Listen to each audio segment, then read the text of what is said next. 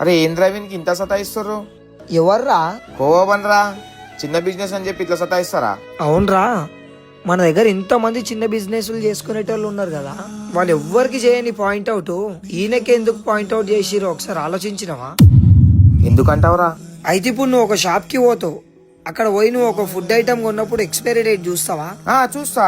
వీడు అమ్మే బ్రెడ్ కి ఎక్స్పైరీ డేట్ ఉండదు, మ్యానుఫ్యాక్చరింగ్ డేట్ ఉండదు. ఇది ఎట్లా తయారైందో కూడా తెలియదు. అవన్నీ కాదురా, వాడు పేదోడని చెప్పేసి ఇట్లా చేస్తారు అందరు. ఆహా, నీకు పిఎఫ్ఐ అంటే ఏందో తెలుసా? అంటే ఏంద్రా?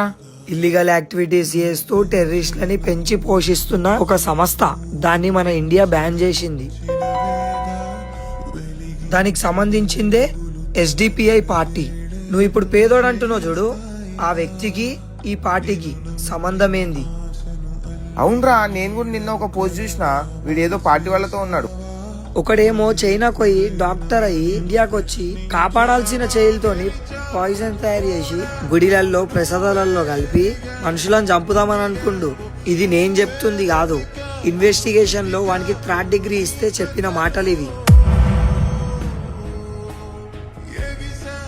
ఇదొకటే కాదు, పాకిస్తాన్, బంగ్లాదేశ్ నుంచి మన దేశంలోకి దొంగతనంగా జొర్రి మన జనాభా పెరగకుండా, మనకు పిల్లలు కాకుండా మనం తినే ఫుడ్లో మందులు కలిపి మనకే అమ్ముతున్నారు. అవునరా, చిన్న వ్యాపారమే చాలా మంది తక్కువ రేట్లో వస్తుంది కదా అని చెప్పేసి అనుకున్నామే గానీ దీని వెనకాల ఇంత కుట్రుందని చెప్పి ఆలోచించలేరా? మనం అందరం ఆలోచన చేయాలి.